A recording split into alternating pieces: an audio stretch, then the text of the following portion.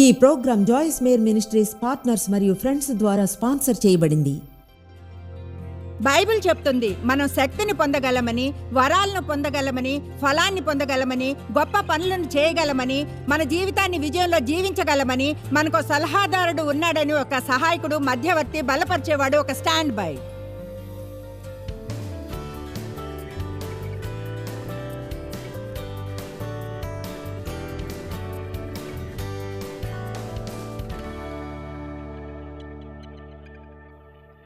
ఇప్పుడు ఎవరైనా ఏదో పర్వాలేదు గడిచిపోయేలా ఉంటారా? నేను నింపబడాలి, నింపబడి ఎల్లప్పుడూ నింపబడి పొంగి పొర్లింతగా పరిశుద్ధాత్మతో నింపబడి ఉండాలి.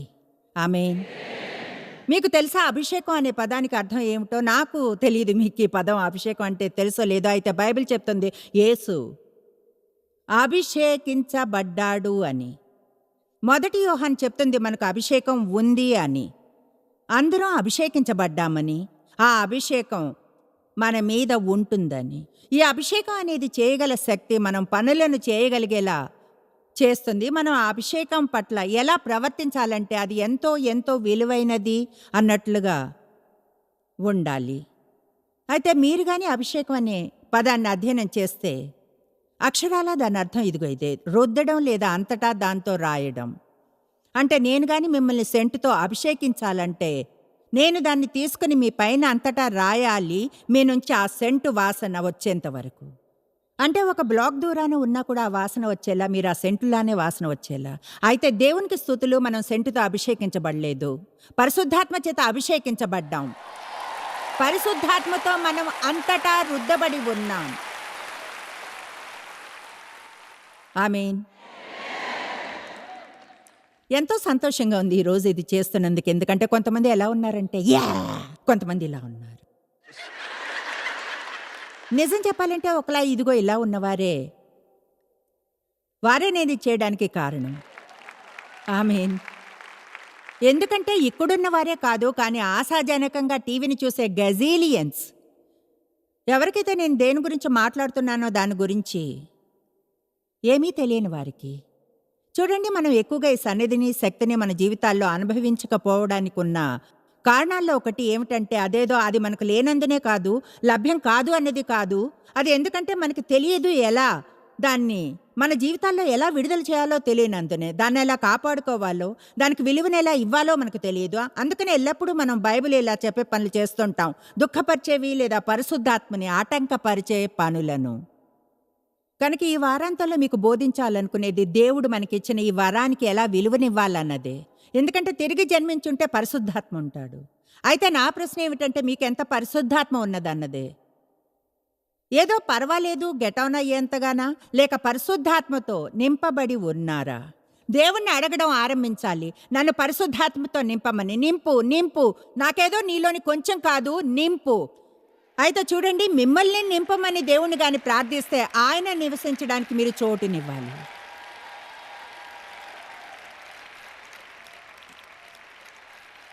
ప్లీజ్, కేవలం పరలోకపు వెనుక ద్వారం నుంచి స్లిప్ అవ్వడానికి కావలసినంత యేసునే పొందకండి. మీ జీవితాన్ని పూర్తిగా తెరిచి ఇలా అనండి, దేవా ఇదిగో నేను, దీని అర్థం ఏమిటో తెలియదు, దేనిలోకి వెళ్తున్నానో కూడా నాకు తెలియదు. అయితే నేను ఇప్పుడు చెప్తున్నాను, నాదైనదంతా నువ్వు తీసుకుని నా జీవితంలో నువ్వేం చేయాలనుకుంటే అది చెయ్యి. చెప్తున్నాను, మీరు అది చేయాలనుకోరు, చెప్పాలని అనుకోరు. ఒకవేళ అనుకుంటే, ఎందుకంటే ఒకసారి అంటే తిరిగి తీసుకోలేరు.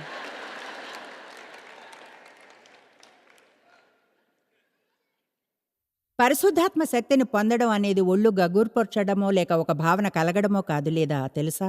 Good gracious.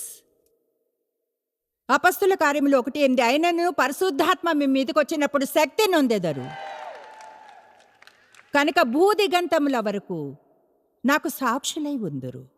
మై గుడ్నెస్, గతంలో నేను మా చర్చ్ ఎవెంజలిజం కమిటీలో ఉన్నా. రోజులు ఎంత సమయం ఉంటుందో అంత ఐహికంగా ఉండేదాన్ని. నేను బయటకు వెళ్ళి మా చిన్న ఫ్రెండ్స్ గ్రూప్తో తలుపులు తడుతూ, నమ్మండి, నేను వాళ్ళ వెనుక ఉండి వాళ్ళని తలుపు తట్టమనేదాన్ని. అయితే కనీసం ఆ గ్రూప్లో ఉండి బయటికి వెళ్ళినందున కొన్ని బ్రౌనీ పాయింట్స్ వస్తాయని అనుకున్నా. తర్వాత ఎవాంజలిజం కమిటీలో ఉన్నాను, డంబాలు పలికేదాన్ని.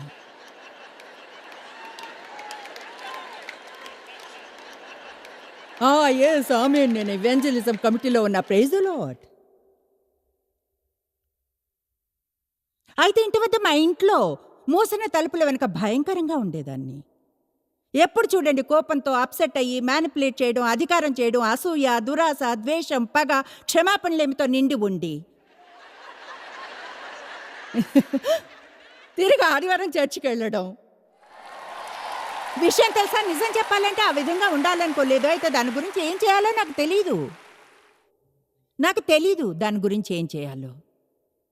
పరిశుద్ధాత్మ యొక్క శక్తి నాకు అవసరం అని నాకు అర్థం కాలేదు. పరిశుద్ధాత్మ మన మీదకి వచ్చినప్పుడు మన శక్తిని పొందుతాం.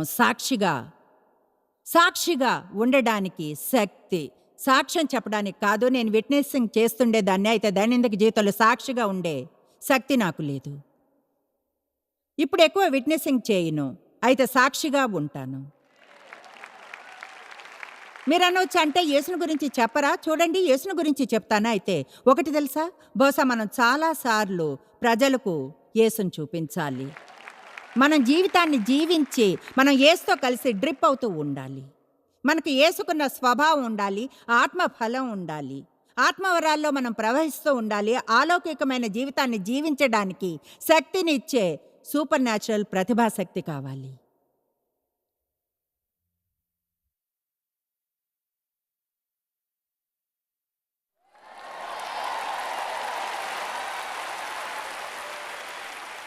అపొస్తలుల కార్యములు 1వ అధ్యాయం 4వ వచనాన్ని చూద్దాం. మీరు చూడాలి, చాలా బాగుంటాయి. ఆయన వారిని కలుసుకుని వారితో కూర్చొని భోంచేస్తూ ఉండగా ఆయన అంటే యేసు వారికి ఇలాగూ ఆజ్ఞాపించాను. అపొస్తలుల కార్యములు 1వ అధ్యాయం 4వ వచనం. మీరు యెరూషలేము నుండి వెళ్ళక నా వలన విన్న తండ్రి యొక్క వాగ్దానము కొరకు కనిపెట్టుడి. యోహాను నీళ్లతో బాప్తిసము ఇచ్చెను, కానీ కొద్ది దినములలోగా మీరు పరిశుద్ధాత్మలో బాప్తిస్మము పొందెదరు అనెను. ఆమేన్. ఆయన అన్నాడు, ఇప్పుడు చూడండి, మీరు ఆగండి. బయటకు వెళ్ళి మీ పరిచర్యను ఆరంభించకండి. బయట అక్కడికి వెళ్ళి ఎక్కువగా ఏమి చేయడానికి ట్రై చేయకండి. తండ్రి యొక్క వాగ్దానం కొరకు కనిపెట్టి ఉండండి. అదేమిటంటే పరిశుద్ధాత్మ కుమ్మరింపు. నిజం చెప్పాలంటే పెంతెకొస్తు దినమున జరిగింది. చూడండి, పరిశుద్ధాత్మ కుమ్మరింపు పెంతెకొస్తు దినమున జరిగినందున ఆయన మనలోని ప్రతి ఒక్కరికి లభ్యమయ్యాడు. ఆయన స్వీకరించిన ఎవరైనా సరే నింపడానికి ఆయన సిద్ధంగా ఉన్నాడు. నింపి మీ జీవితాన్ని అద్భుతంగా చేయడానికి.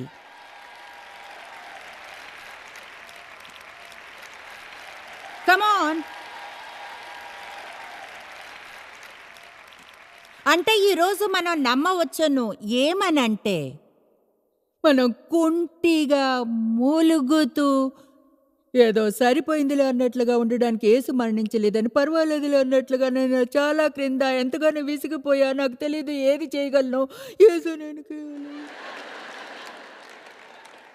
కమాన్.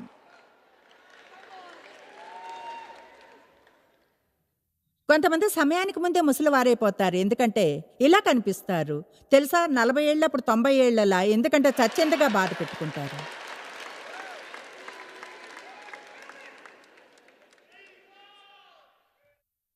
అంటే కమాన్, పరిశుద్ధాత్మతో నిండి ఉండండి. 80 ఏళ్ళప్పుడు యంగానే ఉంటారు, 40 ఏళ్ళలో ఉన్నట్లుగా.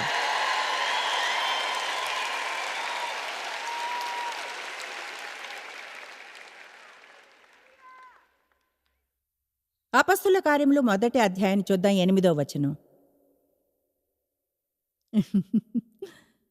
దీన్ని చూడండి. అయితే మీరు శక్తిని పొందెదరు. నాకు తెలుసు దేవునికి శక్తి ఉందని. అయితే ఎన్నో ఏళ్ళు చర్చికి వెళ్ళా, నేను శక్తిని పొందగలని ఎవరు చెప్పలేదు. కనుక ఎవరు మీకు ఎన్నడూ చెప్పి ఉండకపోతే ఈ గదిలో మీకు నేను చెప్తున్నాను. ప్రపంచవ్యాప్తంగా ఈ ప్రోగ్రాంని 63 భాషల్లో అనువదింపబడగా టీవీలో చూసే వారికి, మీరు చైనాలో ఉన్నా, రష్యాలో ఉన్నా, ఇండియాలో లేదా ఆఫ్రికాలో ఉన్నా, మీరు శక్తిని పొందగలరు.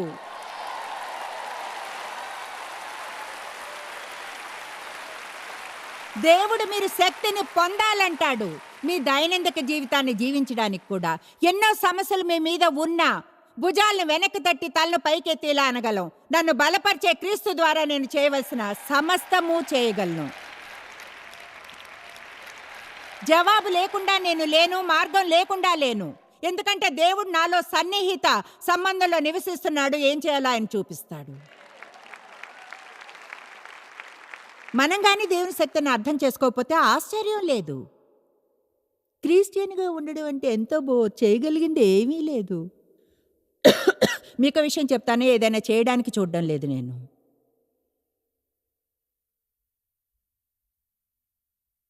దేవుడిని సేవించడమే కేవలం ఎంతో ఉత్సాహకరమైన విషయం.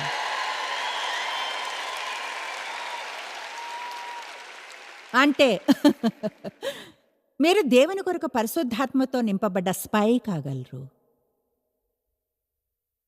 రోజు నేను ఇలా ప్రార్థిస్తాను, దేవా ఎవరికైనా ఆశీర్వాదకరంగా ఉండడానికి ఏం చేయాలో చూపించు, నిన్నెలా సేవించగలనో చూపించు. చూడండి, మీరు ఎక్కడో కూర్చొని మీ సమస్య సాల్వ్ అవుతుందని వెయిట్ చేయకూడదు. మీ ద్వారా దేవుణ్ణి ప్రవహించనివ్వాలి. ఎవరికైనా ప్రోత్సాహాన్ని ఇవ్వడానికి, ఆదరణను ప్రేమించడానికి, ఎవరి అవసరతనైనా తీర్చడానికి. పరిశుద్ధాత్మ మీ మీదకు వచ్చినప్పుడు మీరు శక్తిని పొందుతారు, సామర్థ్యాన్ని, చేయగల సామర్థ్యం, బలాన్ని. పరిశుద్ధాత్మ మీ మీదకు వచ్చినప్పుడు, ఇప్పుడు చెప్తున్నాను, మీరు కానీ క్రైస్తవులైతే తిరిగి జన్మించుంటే అప్పుడు పరిశుద్ధాత్మ మీ పైకి వచ్చింది. అయితే మీరేం పొందారో తెలియకుంటే దానిలోంది ఏమాత్రం మీరు యూజ్ చేసుకోలేరు.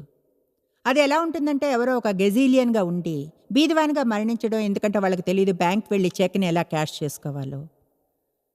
మీరు నమ్మడం ఆరంభించాలి ఏమనంటే మీకు శక్తి ఉందని. అలాగే మీ జీవితంలో పరిశుద్ధాత్మ కార్యంతో ఎలా కోఆపరేట్ చేయాలో తెలుసుకోవాలని. కనుక ఈ వారాంతం అంతట్లో ఇదెంత ముఖ్యమైనదన్న దాని గురించి మాట్లాడదాం. ఆత్మ చేయాలని నడిపింపబడాలో, పరిశుద్ధాత్మని ఎలా అభినందించాలో. ముందుగా దేవుని వద్దకు ఎలా వెళ్ళాలో. వేరేదైనా చేయడానికి ముందు దేవుని వద్దకు బలం కోసం వెళ్తాం, ఆదరణ కోసం, సలహా కోసం, మనకు కావలసిన సహాయం కోసం వెళ్తాం. ఒక పరిస్థితిని ఎలా పరిష్కరించాలో తెలియనప్పుడు కావలసిన జ్ఞానం కోసం దేవుని వద్దకు వెళ్తాం. బహుశా పోయిన నెల అనుకుంటాను, నాకు ఈ బలహీనపు క్షణాలు వచ్చాయి. సడన్గా నేను చాలా వీక్గా వణుకుతూ చెమటలు పట్టినట్లు అయ్యింది. నాకు తెలియదు ఏమైందో. మా వాళ్ళు ఇలా అన్నారు, నువ్వు డాక్టర్ దగ్గరికి వెళ్ళాలి. అవును, నువ్వు డాక్టర్ దగ్గరికి వెళ్ళాలి అనుకున్నాను. ముందుగా దీని గురించి ప్రార్థించాలి. అయితే నిజమే, వాళ్ళు చూడండి, నేను వారికి అదే చెప్తాను. ఏమన్నా తెలుసా, ఈ ఉదయాన్నే దేవునితో కొంచెం సమయాన్ని గడిపా. ఆయన నాకు కరెక్ట్గా చూపాడు. Plain and simple. ఓ 4-5 టెస్టులు అవసరం లేదు. నేను టైంకి తినడం లేదు, చాలాసేపు ఏమీ తినకుండా ఉండడం, తర్వాత తిన్నప్పుడు కొన్నిసార్లు చాలా ఆకలి వేయడంతో ఎక్కువగా తినివేయడం, అప్పుడు అది మన సిస్టమ్ని ఓవర్లోడ్ చేస్తుంది. మత్తుగా ఉండడం, ఎక్కడైనా నడుమాల్చాలని అనిపించడం, రాత్రంతా బంగాళదుంపలా దొరలడం. నేను దీన్ని మీతో షేర్ చేసుకుంటున్నాను. మీ జీవితంలోని విషయాలను అర్థం చేసుకునేలా దేవుడు చేస్తాడు ఒకవేళ ముందుగా మీరు ఆయన వద్దకెళ్తే. ఇప్పుడు నేను డాక్టర్ దగ్గరికి వెళ్లాల్సి వస్తే ఆయన అని ఉండేవాడు వెళ్ళు అని. ఆమేన్. తర్వాత నా వీపుతో వేరే ఒక సమస్య వచ్చింది. కొన్నేళ్ళు నా కాలు నొప్పి ఎంతగానో బాధ పెడుతూ ఉండేది. కూర్చున్నప్పుడు కాలు తిమ్మిరెక్కడం, స్పర్శ లేకపోవడం. బహుశా ఆ విషయంలో నేను డాక్టర్ దగ్గరకు వెళ్ళాలి. దేవుడు లోపం ఏంటో చూపించాడు, దాన్ని ఈజీగా సాల్వ్ చేసుకోవచ్చు. అయితే మంచి విజయం కలగకపోవడానికి ఉన్న కారణాల్లో ఒకటి, మనం పరిగెత్తుకుని వెళ్ళి దేనో ప్రయత్నిస్తాం. చెప్పింది విన్నారా? ఒక ప్లాన్ వేసుకుంటాం, మన ప్లాన్ని దేవుడు బ్లెస్ చేయాలనుకుంటాం. ఇప్పుడు దేవా ఇదిగో నా ప్లాన్ బ్లెస్ చేయి. ప్లాన్ వేసుకుని ఆ తర్వాత ఆ ప్లాన్ పనిచేసేలా చేయమని ప్రార్థించక్కర్లేదు. ముందుగా ప్రార్థించి చూడాలి దేవుని వద్ద ఒక ప్లాన్ ఉందా అని. ఆమేన్. చెప్తున్నాను, నా జుట్టుని నిన్న కలర్ చేసుకున్నా, ఆ అమ్మాయి బాగా చేయాలని ప్రార్థించా. హెయిర్ కట్ చేయించుకున్నాను, నా దెబ్బలు మీకు చిన్నవిగా అనిపించకూడదు గైజ్. అంటే ఈ పూర్తి డీల్ అంతటికీ నేను ప్రార్థించాను తెలుసా.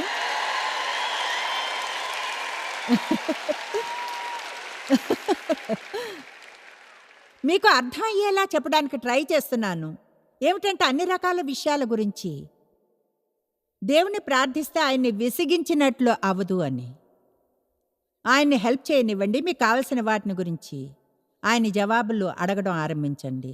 రోమా 7వ అధ్యాయాన్ని చూద్దాం, 6వ వచనం. ఇప్పుడైతే మనం ధర్మశాస్త్రము నుండి విడుదల పొందితిమి, దేవుణ్ణి పొందడానికి నియమాలు నిబంధనలను అనుసరించాలని అనుకుంటాం.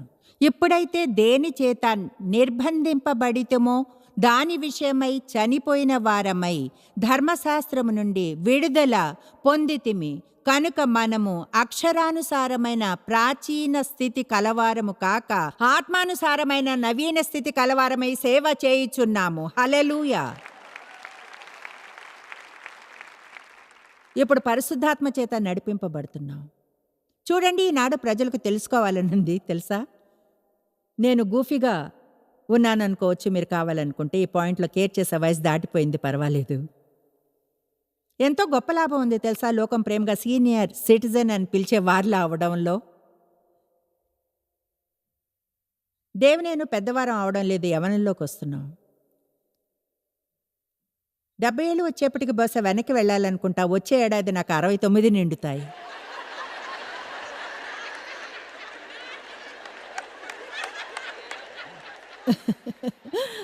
ఓ thank you thank you thank you thank you thank you.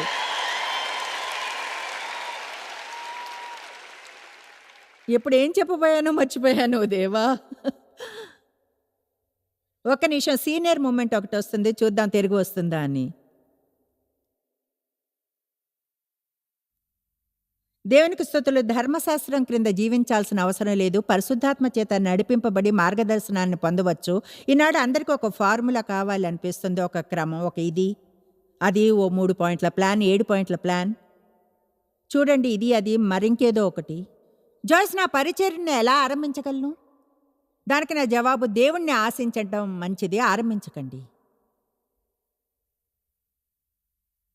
దేవుణ్ణి ఆశించడం మంచిది, ఆరంభించకండి. ఎందుకంటే ఆయనే రచయిత, ముగింపుకర్త.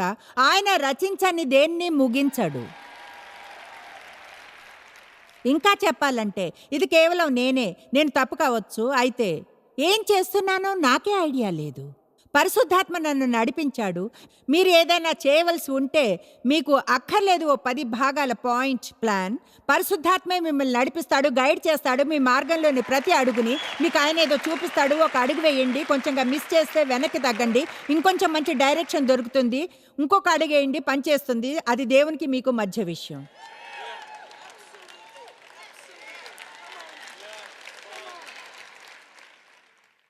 అయితే జాయ్స్, దీనికి మీ క్రమం ఏమిటి? మీ సందేశాన్ని తయారు చేసే క్రమం ఏమిటి తెలుసా? అది చెప్పడానికి ఏ ప్రాబ్లం లేదు, అయితే నాకే తెలియదు. మీరు చూస్తున్నట్లుగా సందేశాలను సిద్ధం చేయడం వల్ల నాకు అంత మేలేం జరగదు. సగం వాటిని చూడను, సిద్ధం చేస్తాను, నా వద్ద ఉంటాయి. ఒకవేళ ఏదైనా నిజం ఏమిటంటే వాటిని యూజ్ చేయాలని తీస్తూ ఉంటా, అయితే ఎన్నడూ అవి నేను వ్రాసిన ఆర్డర్లో ఉండవు. బహుశా రేపటి సందేశం ఏదో ఈరోజే చెప్తూ ఉంటాను. ఈనాటి విషయాలు బహుశా రేపు చెప్పవచ్చును. పరిశుద్ధాత్మ చేత నడిపించబడితే అదే జరుగుతుంది. భయంగా ఉంటుంది. ఒక విషయం, అందుకనే చాలామంది పరిశుద్ధాత్మ చేత నడిపింపబడరు, కొంచెం భయంగా ఉంటుంది. మనకు అదంతా కావాలంటాం. 1 2 3 4 5 6.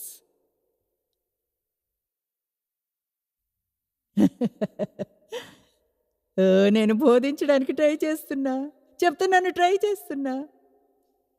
తరువాత 1 నిమిషం ఆత్మ వరాలను గురించి మాట్లాడతాను, అలాగే ఆత్మ ఫలం గురించి. ఓ మై పరిశుద్ధాత్మ లోపల కలిగించే ఫలం ప్రేమ, ఆనందం, శాంతి, సహనం, మంచితనం, కరుణ, మానవత్వం మరియు ఆత్మ నిగ్రహం.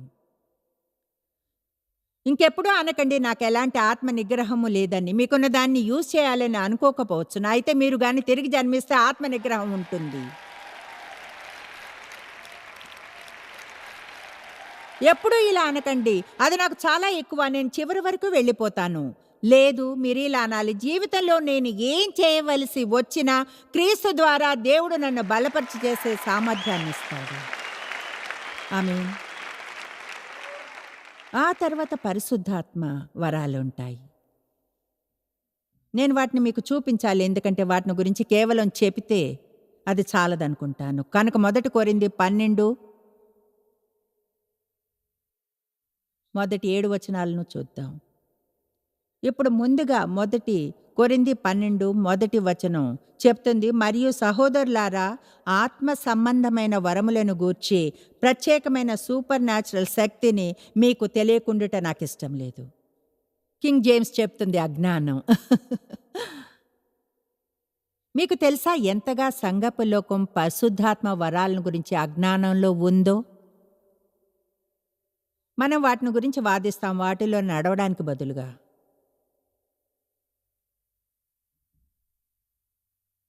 నేనెప్పుడూ ఆత్మ సంబంధమైన వరాలను గురించి నేను చర్చిలో ఉన్న మొదటి 12 ఏళ్ళు వినలేదు, ఎన్నడూ వినలేదు. 7వ వచనం, ఆయనను ప్రతివానికి ప్రతి ఒక్కరికి, అందరూ చెప్పండి, అందరిలో నేను ఉన్నాను. అయినను అందరి ప్రయోజనం కొరకు ప్రతివానికి ఆత్మ ప్రత్యక్షత సాక్ష్యం, ఆత్మ యొక్క ప్రకాశం అనుగ్రహింపబడుచున్నది. ఎలాగనగా ఒకనికి ఆత్మ మూలముగా బుద్ధివాక్యము అనుగ్రహింపబడి ఉన్నది. మీలో ఎంతమంది పేరెంట్స్ అనుకుంటారు మీ పిల్లలకు కొన్నిసార్లు జ్ఞానం నిండిన సందేశం కావాలని? పరిశుద్ధాత్మ మీకు అది ఇస్తాడు. ఈ ఆత్మవరాలనేవి ఏదో వేదిక మీదకి ఎక్కి చూపించేవి కావు. చూడండి, అవి మీ దైనందిక జీవితం కొరకు ఉంటాయి. అవి ప్రతి విశ్వాసి దైనందిక జీవితం కొరకు. వేర్వేరు విశ్వాసులకు ప్రత్యేకమైన ఏదో ఒక వరం ఇవ్వబడినా వాళ్ళ జీవితంలో కొంచెం బలంగా ఉండవచ్చును. నేను పర్సనల్గా నమ్ముతాను ఏమనంటే, ఈ 9 ఆత్మవరాలనేవి మనకు అవసరమైనప్పుడు లభ్యమవుతాయని. ఇప్పుడు చూసారా,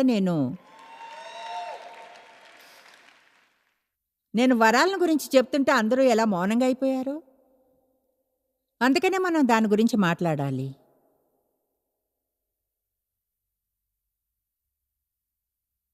ఒకరికి బుద్ధివాక్యమును,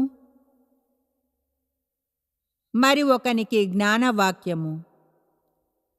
మీకు తెలుసా, నిజంగా దేవునితో సన్నిహిత సంబంధంలో ఉంటే ఏదైనా వస్తువు పోతే, అనుకుందాం మీ కారు కీస్ ఎక్కడున్నాయో తెలీదు, లేదో ఇదో అదో వేరే ఇంకేదైనా. చూడండి, మీరు ఒక నిమిషం ఆగి అనండి, దేవా అవి ఎక్కడున్నాయో చూపిస్తావా? నేను ఇది ఎప్పుడు 100% పనిచేస్తుందని చెప్పడం లేదు, అలా మళ్ళీ మళ్ళీ మళ్ళీ జరిగింది. దేవుని మీద ఆధారపడడం ఆరంభిస్తే ఏం జరుగుతుందో చూస్తే ఆశ్చర్యంగా ఉంటుంది. మరియు ఒకనికి అద్భుతంగా క్రియ చేసే విశ్వాసమును, అందరికీ విశ్వాసం ఉంటుంది. అయితే విశ్వాసపు వరం అనేది ఒకటి ఉంటుంది. అది మనం చేయలేనివి చేస్తున్నామని నమ్మలేనంతగా చేయగలిగే సామర్థ్యాన్ని ఇస్తుంది.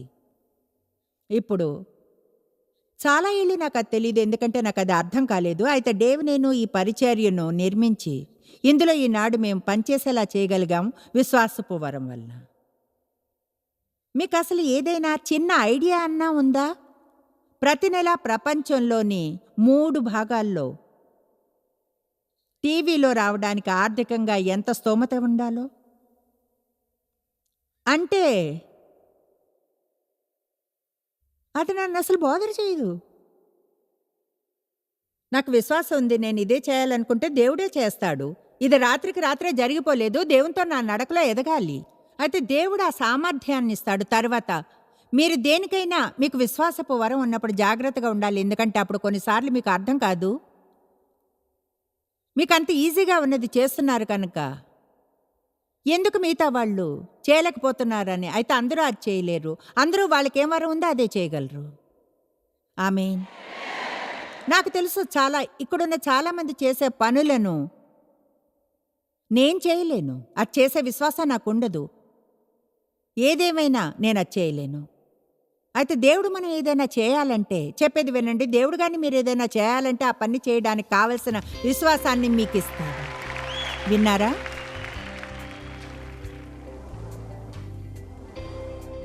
చూడండి, క్యాథీ అనే ఒక ఆవిడ మాతో ఫేస్బుక్లో షేర్ చేసుకుంది. ఎలా చాలా కాలంగా నేను ఆఫర్ చేయని నా పుస్తకాల్లో ఒకటి ఆమెను ఎంతగానో బ్లెస్ చేయడం గురించి, ఆమె జీవితాన్ని ఎలా మార్చివేసిందో.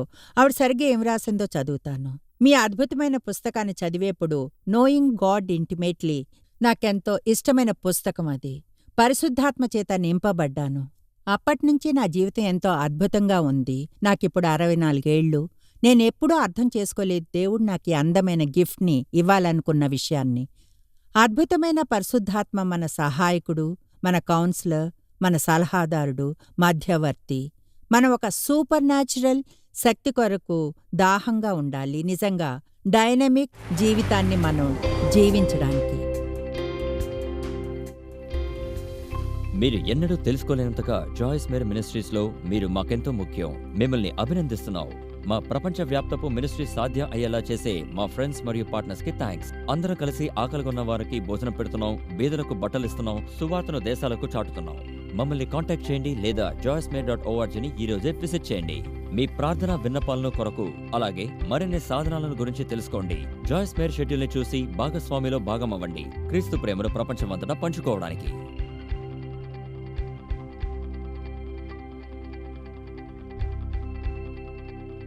ఈ programme Joyce Meyer Ministries partners మరియు ఫ్రెండ్స్ ద్వారా స్పాన్సర్ చేయబడింది.